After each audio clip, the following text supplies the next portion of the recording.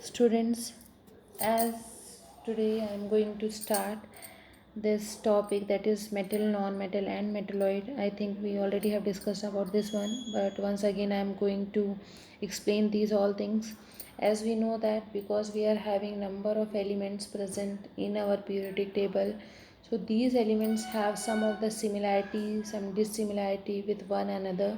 So on the basis of this one, they are classified into three category, that is called to be as metals, non-metals and metalloids. First we will be having something about the some explanation about the metals. So metals are defined as those elements which possess luster when freshly cut and are malleable and ductile and are good conductor of heat and electricity. They may also be defined as those elements which lose electron and form positive, and that's why they are also called to be as electropositive elements. So I know that this is not easy for you people to understood this one. That's why first we will start with the very easy points of the metal. We know metals, they have some of the characteristics. On the basis of this one we are classifying this one, but before discussing about the metal, we also have to know what is the importance of metal. As we know that here we have number of elements. In these elements, approximately 70 to 80% of the elements, it is in the form of metal. Few percentage like 20% or 15% of element in the form of non-metal, and only few number of elements are in the form of metalloid. So first we will discuss about the importance of metals. Like metals, like utensil that we people are using at our home, in our kitchen for cooking purpose, these utensils are made up of what? They are made up of either aluminium or copper or brass or stainless steel, isn't it? So metals, they have lots of importance in our daily life. Because of that only there is need to study about the properties of metals. So here the second importance of metal is in the construction of building and bridges. We know that iron it is also a metal, and this iron is also useful for making bridges and buildings. Third, in the manufacture of automobiles, aeroplanes, ship, trains, etc. We know that all the automobiles or aeroplanes, these are also made up of metal. Like the wings of metal, it is made up of what? It is made up of aluminium. Why? Because not actually aluminium, it is made up of mixture of aluminium and some other element that we will be discussing later. But here the body of this one is also made up of what? Metals. Next, in making coins, this also we know, making coins means the people, the earlier time, the people also used to make the coins by the use of gold or silver or copper. Okay. Next, silver and gold are also used for making jewelries. It means we have lots of uses of metals, that all we are not going to discuss. This I am discussing only to tell you that how much important these all metals are. Okay, now we will discuss about some of the non-metals also. We know that we have only few number of non-metal, then also these non-metals have lots of importance in our daily life. Because we can live without the metal, but we can never live without non-metals. Why? Because non-metals are what? Non-metals like oxygen that we are taking for living life, for sustaining life. If we are not taking oxygen, then life is not possible. And oxygen, what? It is a non-metal. Second thing, hydrogen. Combination of hydrogen and oxygen will give rise to what? It will give water molecule. And water is also essential for living life. Okay, so hydrogen is also a non-metal. Next, we can take example of nitrogen. Nitrogen is also present in our atmosphere, which is called to be as inactive gas. Because if nitrogen is not there, then everywhere means burn can take place very easily and very fastly. So this nitrogen help to avoid combustion. Or any other non-metal we can take, like और क्या है non-metals. See, here we have importance that is given. Carbon is the most important non-metal, because all the living thing, obviously carbon means carbon is very important type of non-metal, because most of the thing that we people are using, it is made up of carbon. Like carbohydrate is what? It is a type of sugar. And what is the formula of sugar? We have the simplest form of sugar, that is glucose. It is C6H12O6. Okay. Protein, that is also, we have protein which is also made up of carbon. Oils, fats, vitamins, enzyme, these all are having some amount of carbon on that.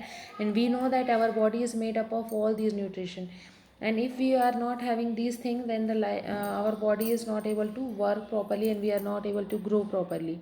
So these are the very important type of non-metal which are essential for life. Hydrogen and oxygen we have discussed. Nitrogen also we have discussed.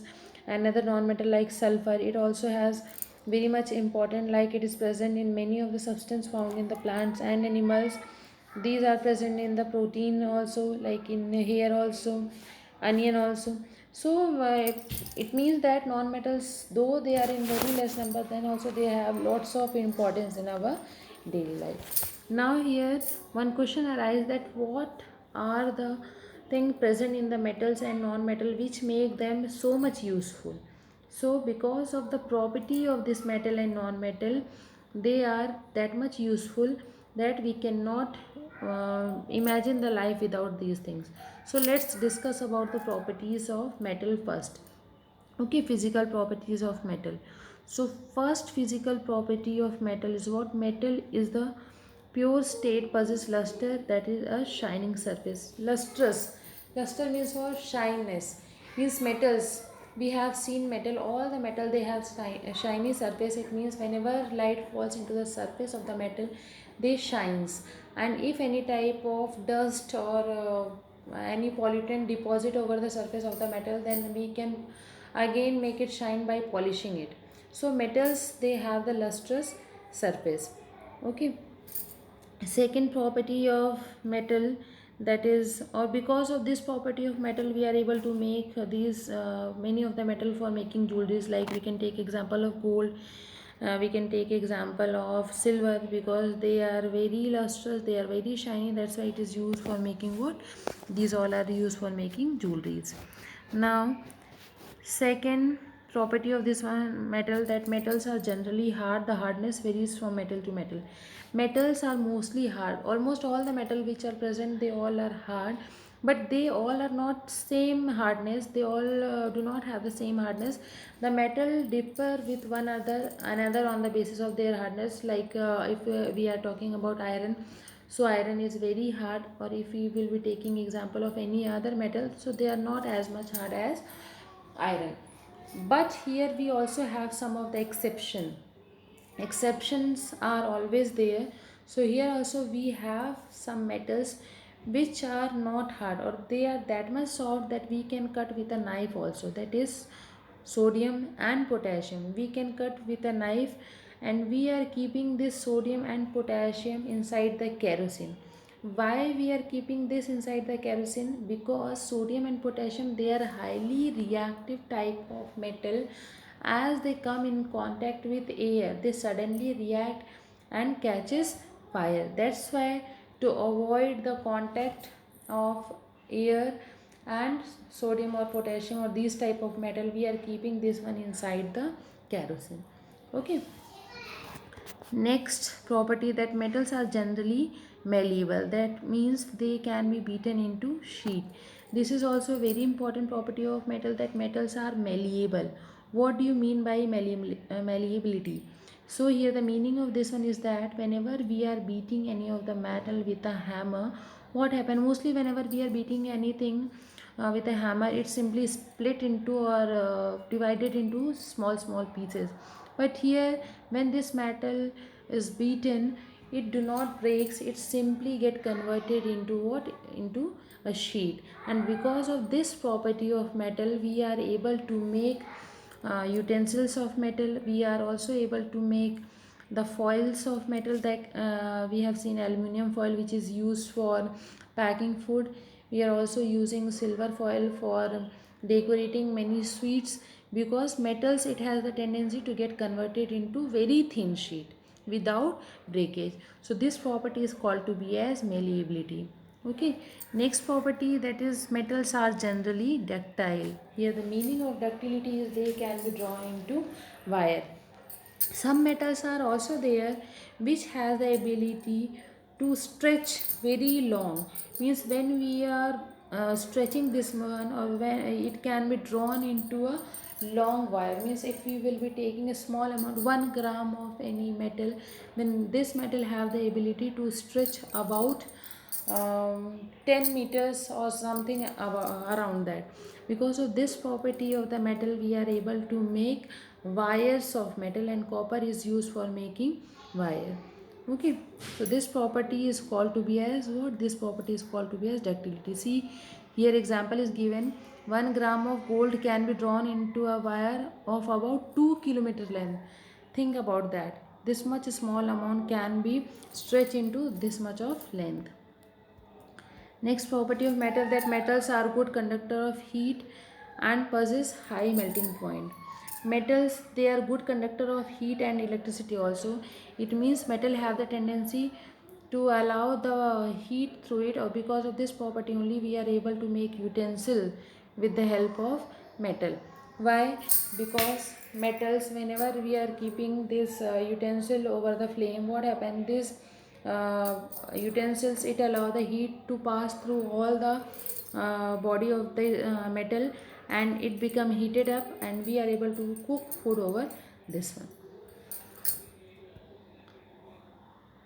Silver is called to be as the best conductor of heat, and lead is called to be as the poorest conductor of heat. These all things you people should know. What is the best conductor? What is the poorest conductor?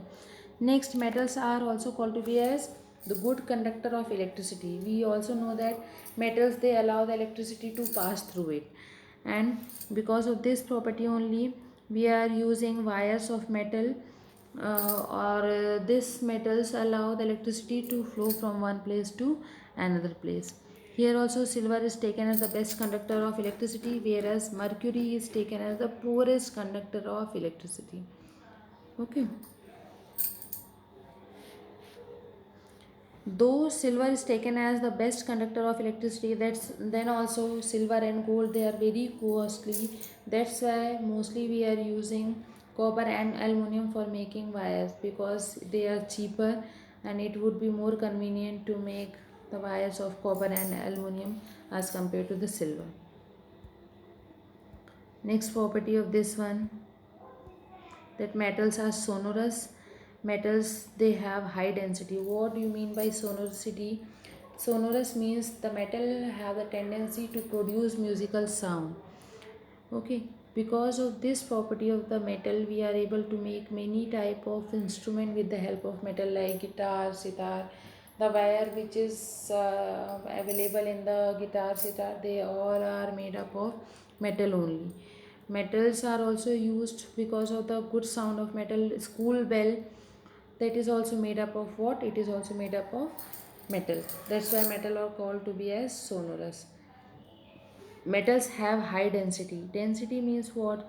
The ability of anything, means density, we know that mass per volume, you know. So as the metal, they are solid and they are very hard. That's why as the volume of any of the metal increases, the density is going on decreases. But here the density is directly proportional to mass. As the mass increases, the density will also going on increases.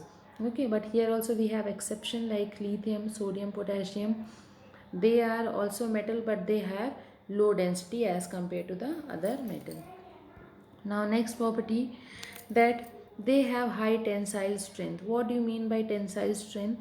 So the meaning of this one is that the property of any metal to hold any substance. Means if we will be taking example of polythene and a paper bag, then polythene have the ability to hold many things without breaking. But if we are keeping anything in a paper bag, then suddenly it will tear up. So paper bag do not have more tensile strength as compared to the plastic bag. Okay, so tensile strength means here metal also have more tensile strength to hold anything without breakage. Like here also we can take example of bridges, buildings. Here it is made up of what? It is made up of iron, and iron, it has more tensile strength because it is a metal to hold anything without breakage. Okay. Now all metals are solid. All the metals are solid except mercury. Okay, if we are talking about the physical state of metal, then all the metals are solid except what? Except mercury. Mercury are present in the form of liquid. Here one more thing we have to discuss, that melting point and boiling point of the metal. So if we are talking about the melting point, so all the metals they have high melting point. Why? Because they all are present in what? In the form of solid. And solid, we already have discussed in the previous chapter that solid, the molecules of the solid are very closely packed with one another, or if they are closely packed with one another, then the force of attraction between these is very high. If the force of attraction is high, then it would be quite difficult to break the bond between the molecule. So whatever the more amount of energy is needed to break the bond, as the melting point is going on increases. That's why the metals have high melting point. Okay, but here we have few of the metal which have low melting point. Though they are metal, then also they have low melting point, that is cesium and gallium. They have very low melting point, that as we people are keeping this cesium and gallium into our palm, it start melting by absorbing the heat of our body. Okay, so today we have till this much only, that is the properties of metal. In the next class we will discuss about properties of non-metal. Thank you students for hearing me. Thank you once again.